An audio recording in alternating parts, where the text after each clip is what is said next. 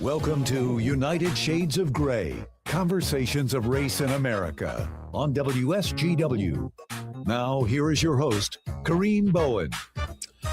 Good afternoon, ladies and gentlemen. Welcome to another edition of United Shades of Gray, Conversations of Race in America. We are here once again with the whole team in tow. If you're looking in the social media streams, you see that young, dapper young guy with the really nice glasses that I'm just now noticing. Are those new glasses, Mark? I've had them for a few years. Okay, he's had them for a few years. Yeah. We've got Mark Bassett in the house. He's actually in studio with us. Mark, what's been going on in your world? Not too much. Just getting house cleaned up, getting ready to head down to Florida for a while. So getting ready. Your life just really disappoints me. He's escaping. And also playing the part of God in studio. You don't see him in the social media stream, but he is here in studio. Jonathan. You're in my domain now. We're in his domain. I like the new intro line, man. I like that. He said playing the part of God. You're in my domain now. But Mark, okay, so Mark, when you say you're cleaning up, I'm assuming you're cleaning up from that Christmas mess you made. Well, actually, I decided not to take any Christmas stuff down, really, because my wife has this rule about waiting till Epiphany. She doesn't want me to take it down right away. And we had kids in the house till the end of the year. Okay. And then, now this year starts, and I had a kind of a meeting. I'm involved with St. Bridget's grade school. I'm on their executive committee, and we had a planning meeting at my house yesterday. And so I haven't had a chance really to start taking it down. And I'm going to be leaving town for a little bit, here shortly. So I'm going to wait till I come back probably. So we're thinking like Valentine's Day, this stuff is going to be coming down, Mark? No, probably. I may end up with a Christmas in July party. Are we talking that long? Well, then, no, probably. I'm guessing realistically, given my travel schedule, May. Yeah. Wow. Yeah, because I need 2 weeks. Is there a rule as to when Christmas decorations are Never. supposed to? I mean, if you're a real Christmas aficionado, I've been asked if I leave them up year round. So we got Mr. Zingers over here, Mr. Bronners. Oh wow, that is crazy, Mark. Yeah. So where are you off to next? What's happening? The in the greater world of Palm art? Beach area. We're gonna try spending some time down there, just see how we like it. It's a little warmer. The water is much warmer than Southern California, where we've spent the last couple winters. I think Mary will like the water much better than the 57 degrees in Southern California. But the 57 degrees in Southern California, isn't that home? It is home, but she doesn't really want to get in the water when it's 57 degrees. I get in the water when it's 57 degrees. She doesn't. Your body boiling all over the place. South Florida will be in the probably mid to high 70s, much warmer. So, okay, Jonathan, aren't you just so sad about the life that Mark lives? Oh man, yeah. It's a shame you got to do all that traveling to those warm places. Yep. So you're now officially, what is it, a snowbird, snow bunnies? I don't have a dual residence, so we not yet. Well, maybe one of these days we will, but I'm in no rush. Okay, no rush. Yeah, I've actually lived in Midland longer than I've lived in any other place in my life. Actually, now at this point, where all have you lived, Mark? I was born in Louisville, lived in Baltimore. I love Louisville. I do too. It's a great town. Lived in 3 cities in Germany, back to Louisville. Wait a minute. Yeah. What were you living in Germany My for? dad was a military officer. You didn't know that? Yeah. Well, yeah, I knew, but I didn't know you lived in Germany. Oh, yeah, 3 years. Which cities? I started in a town called Pirmasens, excuse me, which is army bases there, and it's near the French border. And then we moved to a little village called Clausen, which is right outside of Pirmasens. And we were the only American family in the village. So I actually became fluent in German at that point as a kid. Sprechen Sie Deutsch? Sprechen Sie Deutsch? Sprechst du Deutsch? And then we moved to Heidelberg. And then my dad got sent to Vietnam. So we went back to Louisville to live with my maternal grandparents. From there, we lived in Hawaii, then to Norfolk, Virginia. And this is where I think I've told you the story. I was on a military base for second semester, 6th grade, and they used the military kids to integrate the inner city school. Yeah, you did tell me that. Desegregate the inner city school, which was an interesting experience. You learn when the roles are reversed, honestly. Yeah. And so you learn very quickly to understand that perspective to some degree. Then back to Hawaii, then to Northern Virginia, West Springfield, Virginia, back to Hawaii, then to Notre Dame, Charlottesville, Virginia, Berlin, Germany, Charleston, West Virginia, to Fairfield, Connecticut, Midland, Michigan. Wow. Yeah. Been all over. Wow. Yeah. Jonathan, tell us about your vast number of cities that you've moved and lived in all the course of your life. Oh, well, I started in Ann Arbor, Michigan, moved to Ypsilanti when I was a baby, moved somewhere else in Ypsilanti, then moved to Fort Wayne, Indiana the next year, moved out to a small town called Hampton, Iowa, in northern I Iowa. really didn't know this. No, I didn't either. I was expecting it all to be in this general area. Moved back to Fort Wayne, Was this Indiana. because your dad was a pastor? Or? Yeah, he was going through seminary. Okay. So, Wow. Then moved to Missouri for a year, and then Metro Detroit area, and then up to Standish. Okay. Wow. Were these all kind of farming communities for the most part? Ann Arbor's obviously. Is he the farming pastor? No, a couple of them were Okay. when we lived in Iowa and Missouri, but usually we were in kind of the suburbs. Okay. Wow. Okay. I was kind of shocked. I was joking with you, And Jonathan. Does your dad have what do they call? Is it a congregation, a parish? What do the Lutherans call it? Congregation, parish, whatever. And is it a more where is his church? Yeah, is it a rural area now? It's in the middle of a cornfield. Okay. Yeah. Okay. All right. All right. So I got asked a question Go ahead. over the holidays. Because a listener yeah. is wondering what's going on with Jonathan's, romantic life. You want to provide any? We quick didn't get any updates on Thanksgiving nor Christmas. Yeah. New How was Year's Eve Christmas came in. with your girlfriend? Assuming you still are together, or Yeah. Yep. All right, congratulations! I'm happy for you. Has it been a year now?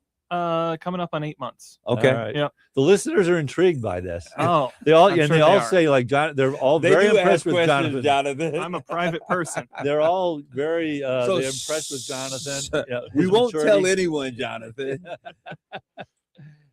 I was expecting to see maybe Jonathan with his significant other at the party, but just like Kareem, he didn't show up either. Oh. We were going to, but we had other stuff going That's on. okay. I didn't Yeah. expect you to be honest. Jonathan, so what did you do for the holiday? Over Thanksgiving, Christmas, all that. Yeah, all of that. It was kind of a trick of navigating. Okay, whose family's going first? So and all this that. is very serious when you start going to the other person's families. Yeah. and both our That's why I'm families. intrigued by Like this. her family likes me, my family likes Great. her. And she's we Catholic, get if I along remember well. correctly. Yep, that's correct. Yeah. But yeah, we went to Christmas was easier because her family does it Christmas Eve and my family does it Christmas That's morning. always That was yeah, the easiest yeah, one. Yeah. But yeah. Did you go to both places for Thanksgiving as well then? Yes. Wow. Okay.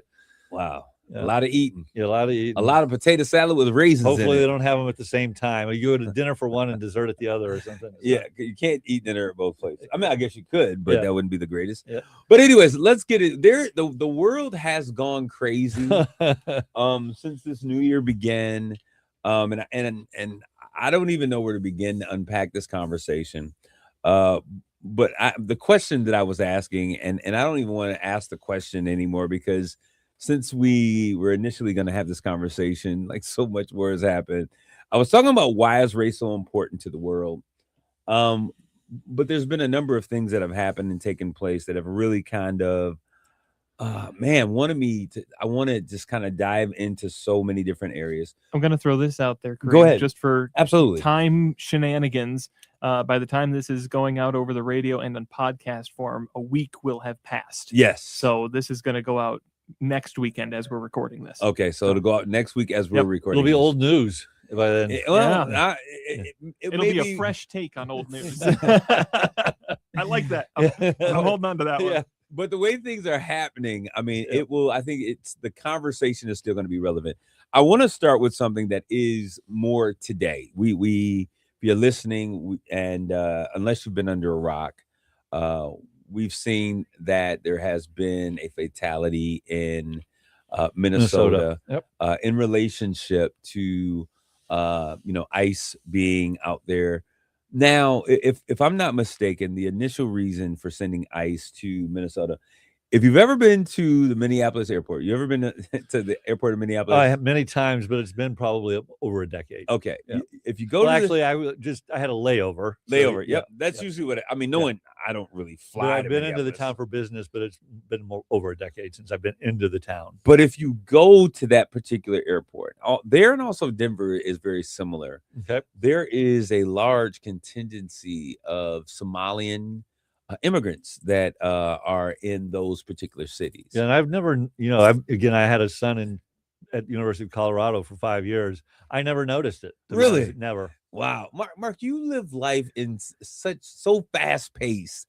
Well, I go through security quickly. I've got clear. I got TSA pre-check and clear. Okay, this Then I has just nothing run to to do the with where I was lounge. going to go, but Yeah. I do want to ask you Yeah. about Jonathan. Do you do clear?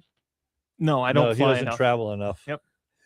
You do clear. Oh, for sure, dude. Yeah. You know, people keep saying, Kareem, you got to do clear. And I am like paranoid of clear. I don't get paranoid about those kind of things. If it makes Your my name isn't travel life, Kareem Jabbar either. yeah, But go ahead. I mean, if it makes probably my would help. travel, I travel enough, not as much as I used to because I'm not in business anymore, but I still travel a lot. Anything that makes me getting through security faster and easier, I'm all for. So let's talk about that process, because a Yeah. lot of people that are listening, they see the clear line, Mhm. and you know, hey, TSA pre-check. What does it mean? What's the process for getting clear for clear? Well, you have to pay. You know, Yeah. I got it for free because of my status with Delta. They covered it. Yeah. They're basically taking biometrics. They're looking. They record your eyes and Yeah. your fingerprints. Your two index, I think it is. They use eyes now mostly because they don't want people touching the pad. Right. But they're recording your biometrics. They have your TSA. But you don't need TSA to get clear. It's extra fast. So you have TSA and clear.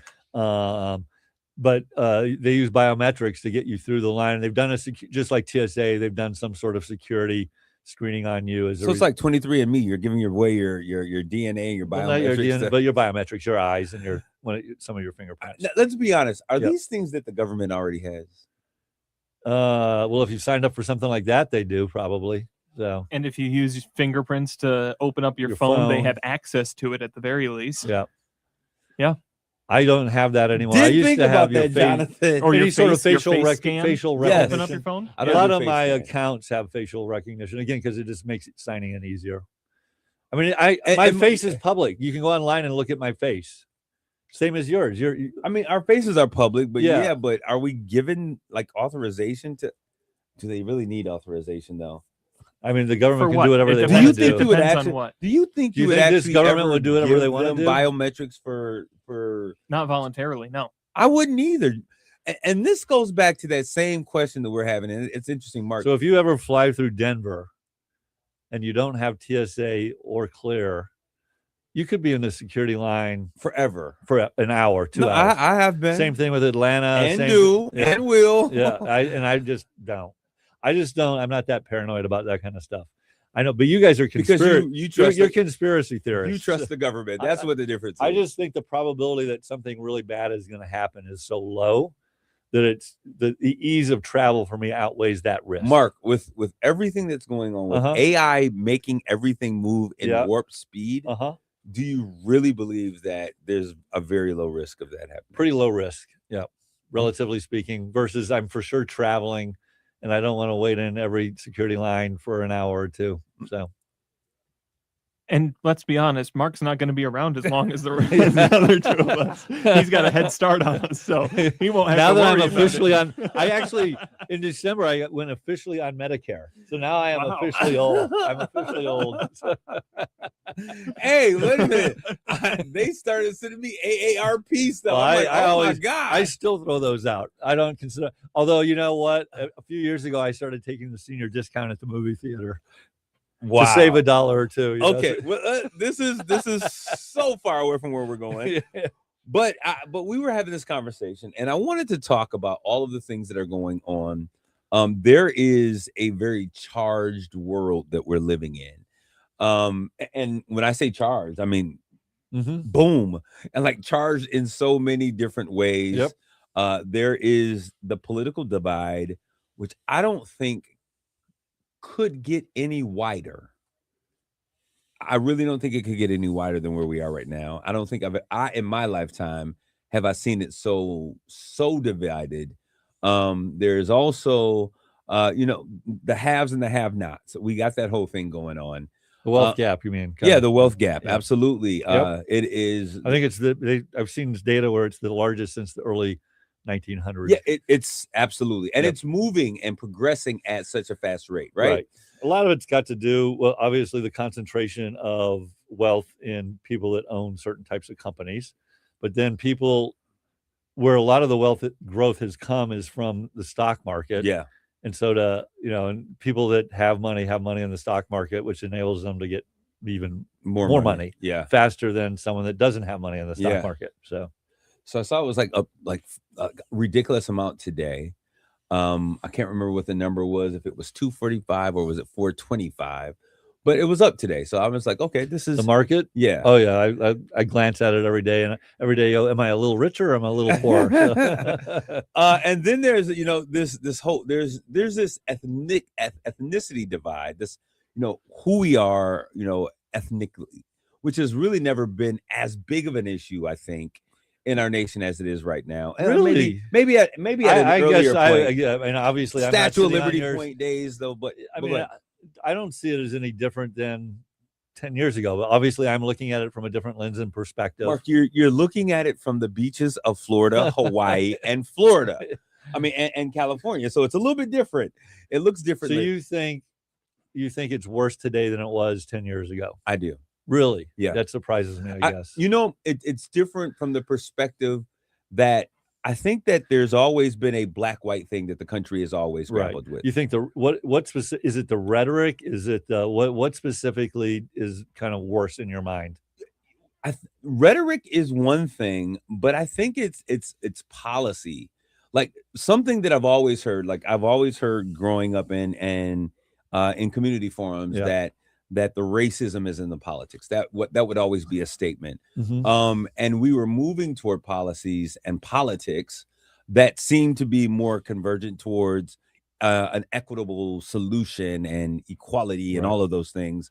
And it's like we've done an about face and kind of gone the other direction with policy, which you're talking about, like the DEI. Yeah. So policy in relationship to my generation and my being, I've never seen policy go the opposite direction. The other way. Yeah.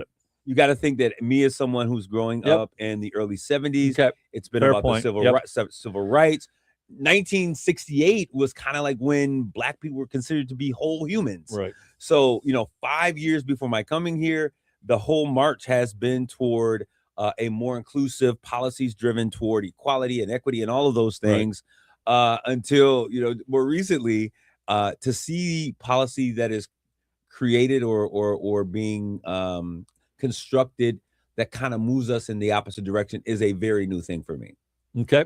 And so it's a very interesting, and a bit fearful, when we see those things take place. I mean, ultimately, we don't know the result of that yet. It's too soon to see the result of that yet. And in some places, I think ultimately the ultimate result. But I think that there are some things that we could look at now. I mean, and how I've been pretty clear how I feel about this administration, right? I've never voted for Donald Trump, and I've been pretty clear. I think it would be hard to construe that what they're doing is anything but kind of stilted towards racism. Yeah. But as we've talked before, eliminating or modifying DEI policies, I don't necessarily believe are in and of themselves racist, in the sense that policies that you needed at one point in time may not be policies that you need now. Right. And I do want to throw this out as a caveat, Mark, because just within the past 3 to 5 years, you were an individual that was really pursuing to make sure that the workplace was a place where equity could be found. Right. I wanted everyone to have free access to the same job. That's how we connected. Right. And so I think that it's interesting, the place that we find ourselves now. So, and then the thing that is also new for me is the idea and the conversations that have arisen concerning ethnicity. Like it's almost going back to a early city of New York, the concept of ethnicity. I think this is an easy tactic for this administration. It's easy to look at a group of people and go like, oh, they're all bad. Yeah. And so otherizing folks is nothing new. Yeah. But that conversation for me is a new place to be. And so it is.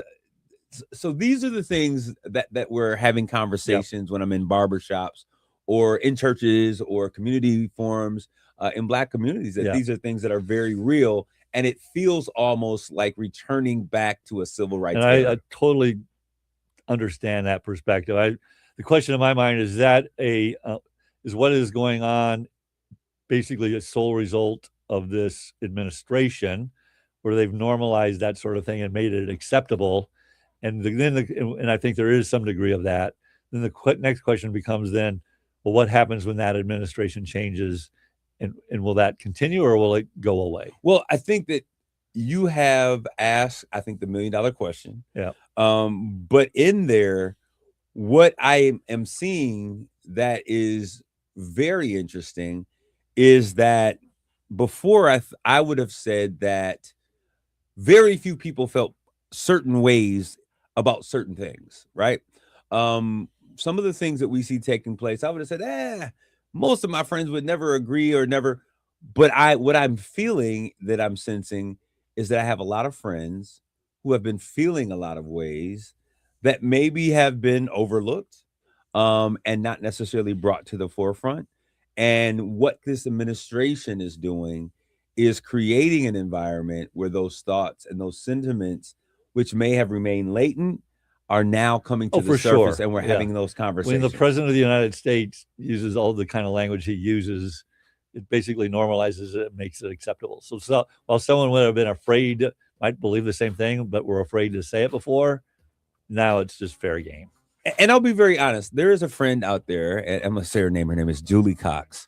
Grew up with her. She's one of my good friends' younger sister. And she was always just kind of a funny young lady. She grew up to be a beautiful woman. And I see her sometimes in some of the posts and things that she says. And I'm just like, what planet was she raised on? Because it just seems so different from where we were when we were kids. But the thing that was interesting is I got this wording. She posted something, and I was like, I am blocking her. And I talked myself off the ledge. I said, we can't have everyone that's on board that thinks exactly the same way that we do. And so I kept her on board. I said, we're going to continue. I'm going to stomach it, and we're going to see what happens. We're going to take a commercial break. We'll be back with more of United Shades of Gray.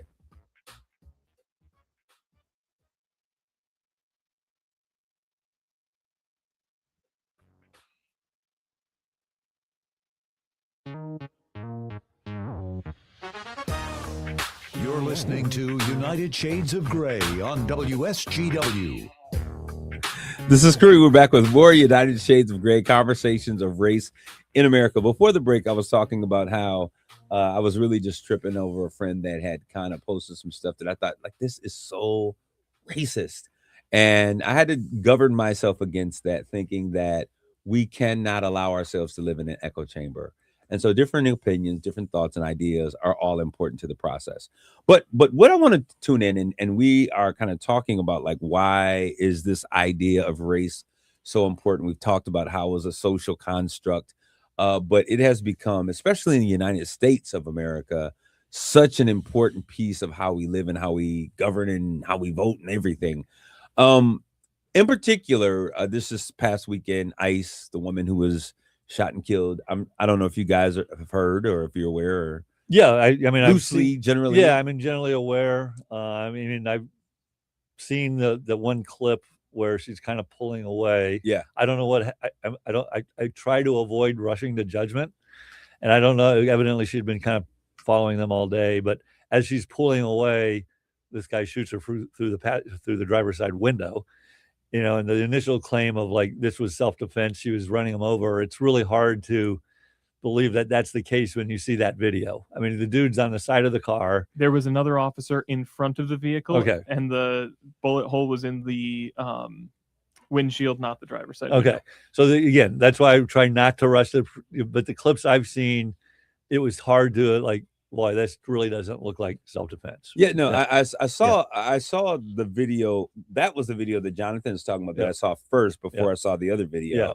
And it's because I was kind of late to the party. Yeah. So I saw those who are pro ICE in community, say, hey, you didn't see this. This was self-defense. But what I did recognize, the car was going in that direction, and the officer sidestepped the car. Yeah.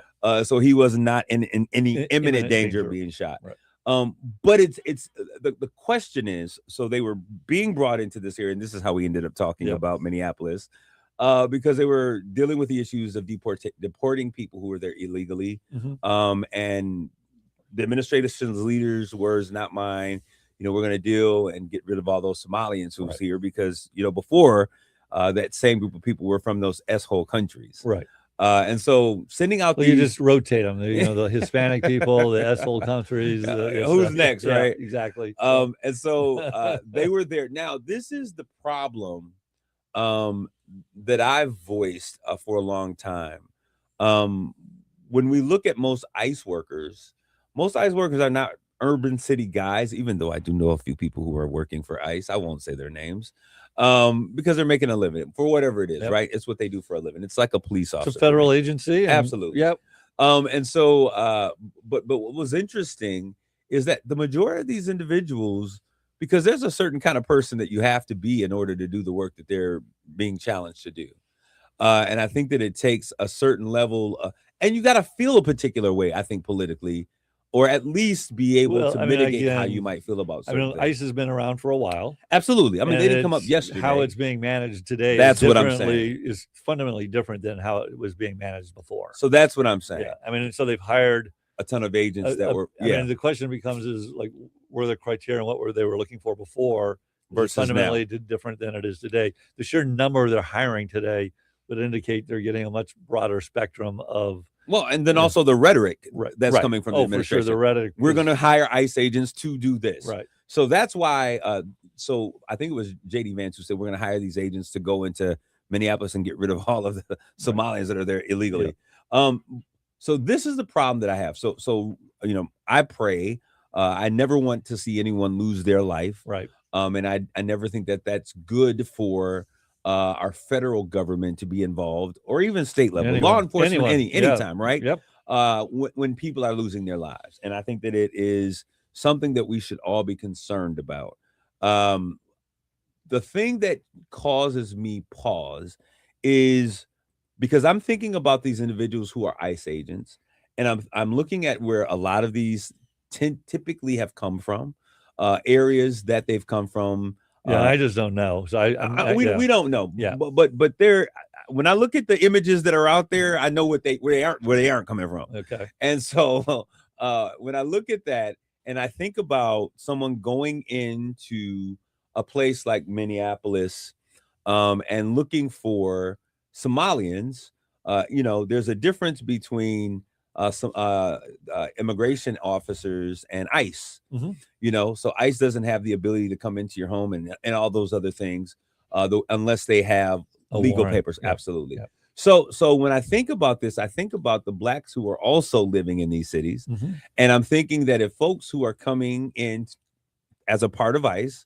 are they really going to be discerning to make the difference between who are classical black folks from the United States, African-American descendants of slaves who are here versus some Somalians versus I think you've had that issue with people of Latin descent as well. Absolutely. Yeah, especially when the Supreme Court says that you can use I believe it's race and ethnicity and accent stuff like that as a basis to investigate. Yes. And so those things are, I go to places all the time and I have family members. They're like, hey, are you, where are you from? And I'm like, United States of America. And, because many of my family have very Somalian-esque features. There's probably some DNA there, but they were born and raised here. So those types of things, it gives a pretty broad blank check for harassment. Right. And, and so this is what I have been saying, especially when you've got quotas. People don't like quotas for certain things. But they're having quotas. Having quotas for deportations is a different. That's okay. So my thing is, and this is the conversation that I've been having. When we talk about it, so many people are like, it's not racist. You're making it racist. I'm like, when we give license to go after people based upon what they look phenotypically, and where they. It creates a system where folks who look like folks, who they maybe are, also have the ability to be harassed. And even if it isn't inherent to the system, which I wouldn't say it is, like the purpose behind that, it creates a weakness in the system that opens it to that. And see, Jonathan, that's what I love about you, because I think that you always try to remain in a place that you can see both sides of the story. Right. However, what I've been saying from day one, when we first started there, you guys were like, well, maybe it's policy. There's some things that need to change. Yep. And Mark, you said, well, now that I'm seeing some things, it's kind of hard not to factor race into Right. this. Before they were just going for brown folks. Now they're going for brown and black people. And so to not see that this is going to be problematic for cities like Chicago. I mean, if we could only have more immigrants from Norway. I mean, That's a quote. That's a real quote. I mean, absolutely. And so when I see things like that, when I see or South African farmers. Yes. Once again, when I see things like that, Mark, and it's tongue in cheek, but the reality of it is, if I can say that white South Africans that come to this country deserve a certain type of treatment, Yep. and we're not accepting black South Africans, that is a policy based upon the color of my skin. So if now the people who are the targets of ICE are now Somalians, heck, they're the same color that I am. And so it now breeds a sense of concern, I think, in communities of color that I think is justified. Right. And it's one of those things in which people don't understand how people can be re-traumatized by things that have created trauma. We are just, days away, weeks away from really the apex. We look at 2020, 2021, 22, and especially 2018, 19. Those were periods of time where black folks who have been shot by police officers, that was the hot topic of conversation. Now we have Border Patrol agents and ICE agents who are on the street going to look for people who are brown and black. Right. So it is a re-victimization of what people were already dealing with. And that is a very important piece that I think that we need to look at. And as we look at, yes, we want our country back, whatever that looks like. We have to understand that there's some people that were here that are a part of the back that don't look like the others, if you would. Well, on top of that, I mean, we've talked about it before. There are a lot of people that are here technically illegally that have been here a long time. Absolutely. They're doing nothing but taking care of their family and having a positive impact on it. Have we talked about how we feel about that? We have. Okay. I've made it pretty clear that I believe that we've got to find a way to make those people. If you've been here X number of years and you've not really done anything of substance, to say someone had a DUI 10 years ago and now we're going to get rid of them, I mean, to me is just crazy, so just because they came in illegally 15 years ago. So I mean, especially if they've been here, they've been paying taxes, they've been, raising a family. Right. Where do we draw that line? Is there Jonathan, do you know about any type of delineation or what might be quote unquote standards for who is acceptable and who is not, if they are in fact undocumented for time spent in the country? Yeah. I don't know anything about that. I don't think there is no time that all of a sudden you become a citizen. I don't think. No. No, I'm saying about, so are we at a place that we're okay with anybody that's undocumented? I hate the word illegal alien. Yep. Any undocumented individual should be removed from the country? Well, that's what I think I think that's what this administration would argue. How do we feel about that? Well, I've already made it clear. I don't feel good about that. I mean, because of the reasons we've talked about. That these people, when it's all said and done, yes, they may have been here illegally. We should have, at this point, they've been here, though, a decade or pick the number of years, 5 years, 10 years, 15 years, 20 years. They're contributing to society. They're contributing to their communities. And why we should feel compelled to deport them, I'm not quite sure. Okay, and I guess the flip side of that argument is, so consider yourself lucky you got away with breaking the law for a period of time, and now law has come to your, justice has come to your front door. Yeah, and I just think that we should be using our resources differently. I mean, again, if they're a good employee that's making a difference in the community, raising a family, or not raising a family, why do we feel the need to remove them? What are we accomplishing by doing that? There are whole, like the farming industry, the service industry. A super high percentage of these employees are undocumented. We're not trying to do those jobs. Yeah, I mean, so construction is another one. Yeah. And so what are we doing and why? And what is the point of all of that? And again, saying someone, well, they're a criminal, and their crime was like they had a DUI, like I said 5 years ago. Or Well, I mean, someone would say that their seriously? crime is that they came to the country. Well, I illegally. mean, for sure, Right. that's an illegal thing. Right. I just, I'm just a person that believes that we should find a way to make them a citizen at this point. They've been a contributing Mark, member are to our you a society. bleeding heart liberal? No, I'm a realist or a common sense person, just like Donald Trump says he's a common sense person. So, But when we look at these things, so we're talking about this one thing as it relates to the undocumented immigrants, but I'm also looking at how policy is being shaped as it relates to our global citizenship and world policy. yep. We are now. How do we phrase this? Did we invade Venezuela? Are we okay with that phrasing, or is it we removed a dictator? Yeah. What is the Well, I the think phrase? clearly we phrasing for removed a this? dictator for sure. So would it be Well, considered and we so to invaded say, a like, sovereign country? yeah, I mean, and I think what was going on, I mean, I think most people who came from Venezuela that I know, they left for a reason. They left, and Venezuela is in a Wait a bad minute, you state. got friends from A Venezuela? few, couple. Yeah. It was in a bad space, and this guy is not a good guy. And so I'm not sure how I feel about this. For sure, to like hide behind narco terrorism, I think is total BS. This is really all about the oil, because anything we've talked about since this has happened is about the oil. And so I don't believe that any narco terrorism has anything to do with this. This is about the oil and trying to kind of reclaim the oil that exists there. Now, it's not going to, trying to position that like oil prices are going to come down tomorrow is absurd, because the infrastructure there is in total shambles and disarray. And, and so it's going to be a huge, multi-billion, hundreds of billions of dollars of investment in capital, never mind kind of the security you need to get everything out and get the industry up and really running. But there's trillions of dollars that potentially that are potentially there, right? And the government's talking about like funding the oil companies to rebuild the infrastructure. So so there's been no discussion about. Do you think it's narcotics. problematic that oil company execs are being briefed on some of this information before Congress? For is? sure, it's a problem. Of course. I mean, I'm just because it almost seems like we're living in. And I don't know what was or wasn't done. Like if I'm thinking about it, and I for sure would ask oil companies what's their opinion on the oil there and blah blah blah blah. But nuking all of these boats because they're narcotics boats.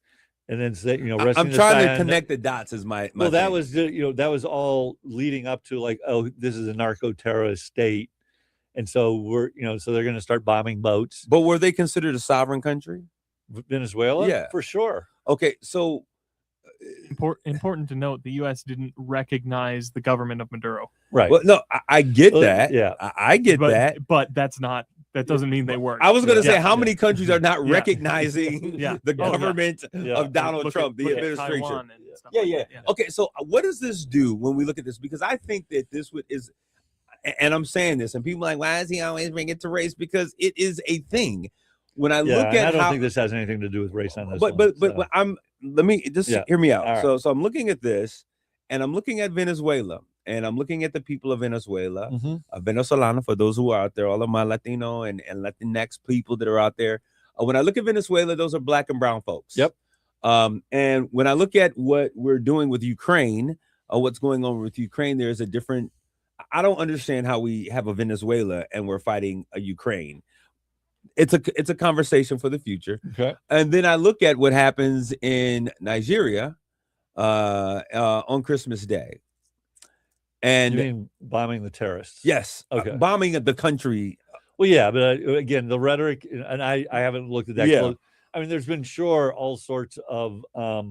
Those are all separate and distinct things. No, much so. I would argue that they're all movements from the same. Yeah, but I would argue, like again, my personal belief is Venezuela is really about the oil. Okay. And frankly, I think I believe that most Venezuelans are happy about the removal of Maduro.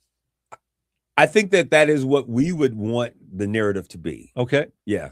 I mean, okay, and we'll just leave it at that. Yeah. And then I for sure there are Christians being persecuted in Nigeria. There's Christians being persecuted all over the right. world. But there's been Christians being persecuted here in the country. Right. And so, I mean, but there's been some pretty significant. Not to the extent as Nigeria has been going Right. with it. That's where I was going to go. I mean, you've had whole schools of girls kidnapped and, I mean, tortured, raped, killed. And so those I really don't believe those have anything to do with race. I think those are more political moves to reinforce. Again, one's about oil, one's probably about, I want all the evangelicals and Christians to continue to support me. Well, So that's my question. yeah. Are we now doing holy wars? Well, I mean, there's a lot of atrocities that Right. we could go out and to defend. oh, for sure. Oh, for sure. And so I think that these, because I have a different take. Yeah. And somewhere we're not going to get to that today, but the leader of Burkina Faso, Who is a dictator, by the way. yeah, he according to standards, but anyone who does not have our ideals or the way we think or the values that we have and operates differently, we consider them a dictator. We have a person, he had a military coup. well, Yeah. we have a person who has effectively taken all three branches of government and made them his own. Yes.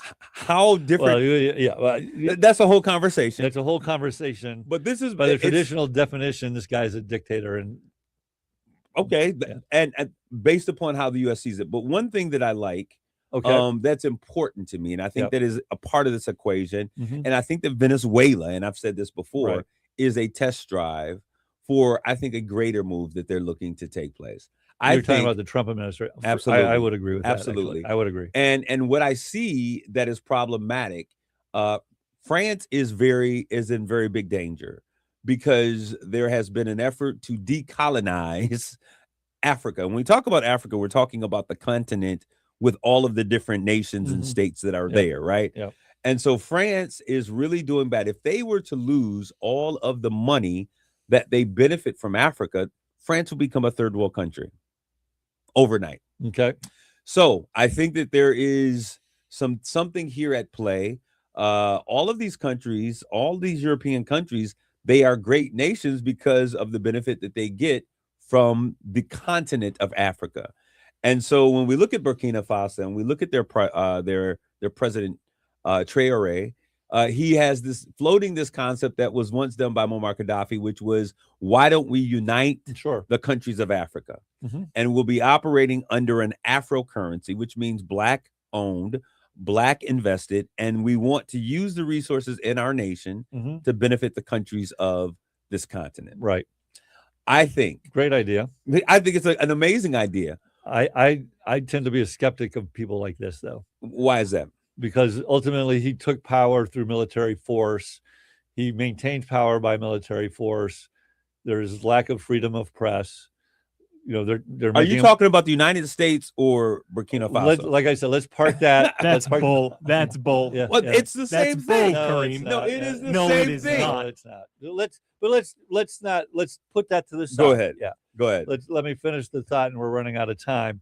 You know, he's talking about making sexuality illegal. I believe guys like this is all about power and consolidating his power. He understands that if he's got three countries of dictators protecting each other, they're stronger. And this is all about personal gain, is what Okay. I personally believe. Well, I certainly appreciate that. Yeah. And so I like the passion that Jonathan has. We often find ourselves at different points in conversations here. But I do want to, we'll pick it up next week. Yeah. And I want to start off, if we can, remind me, Jonathan, to start off at this place. And I want you to share to me why that's bull, because what I see happening in our nation is exactly what you just said is happening in another country, that there's a dictator that's taken over authority and power, and he's doing what he will with the resources of that nation, militarizing the police, and doing it as he so sees fit. Those of you who are out there, I want you guys to continually tune into this conversation. If you like what you hear, like, tag, share this conversation. That's all we got this week. We'll see you next week with more United Shades of Gray.